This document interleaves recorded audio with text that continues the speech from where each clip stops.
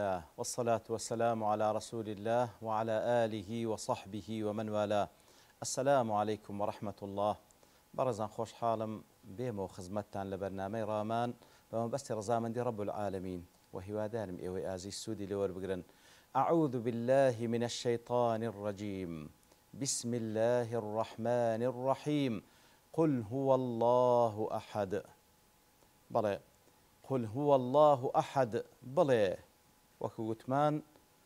كخواي جورد فرمي واتبلى ببيشك وجمانوا بو بري اعتقاد بيرو باوروا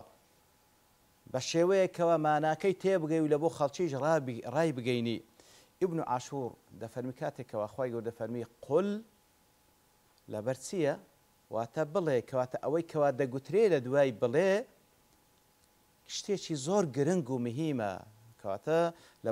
لبرهندي لإظهار العناية بما بعد فعل القولي تاو كتيما بقيني أوي كوادا قتري وفرماني بيكرا بيلي شتيشي زور جرنجا لو إذا فرمي قل بيان بلي قل هو الله أحد بيان بلي الله تعالى أحد أحد الأحد هو الذي لا ثاني له أو تاكية كواد ومينية أو تاكية كواد ومينية ولم يسبقه في أوليته شيء أو تاكية الله تعالى كدومينية ولا بيش أويش هيش تيك نبوة الذي توحد بجميع الكمالات أو ذاتي كوا تاكو تنيا لهمو صفاتي كمال فلا شريك له ولا مثل له ولا نظير بهيج شيويك هاو تاو هاو شانو هاو شيوينية سبحانه وتعالى واتا قل يا رسول الله طبعا يكم كسكوا مخاطبة بوقلي رسول الله صلى الله عليه وسلم إنزا همو إيمان داران قل معرفا بالله تعالى بيان بلي الله تعالى بيبنا سينا بلي هو المتفرد بالوحدانية أو ذاته كوات تاك لوحدانيتكي سبحانه وتعالى في ذاته وصفاته لذات لصفاتها وشيوينية سبحانه وتعالى فلا نظير له ولا شريك نشريك هاوتاه نهاو شيويه بهيج شيويه كسيك نية كوا نل ذاتي نل صفاتي وكو أو لو بري كمال بسبحانه وتعالى كواتا أجر تبيني بكين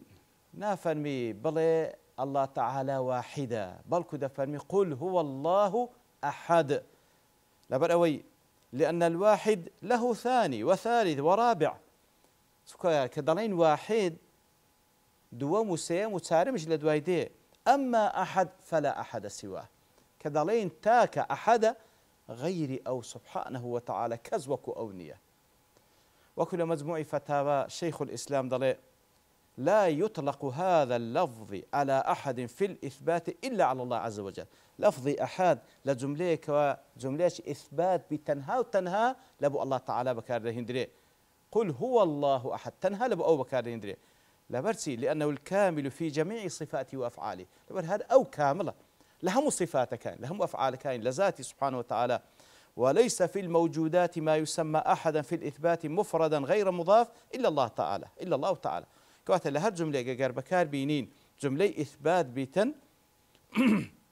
تنها وتنها لبو الله تعالى بكار دهندريتن لبو غير الله تعالى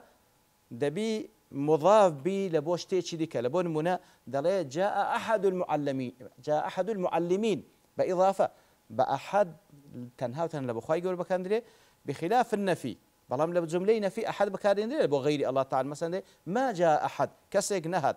يعني لمعنى نفي وكو جملة شرطي مثلا إذا جاء أحد فأخبرني أو لجملة شرطي يعني لبو جملة استفهام هل جاء أحد كسيكا بلام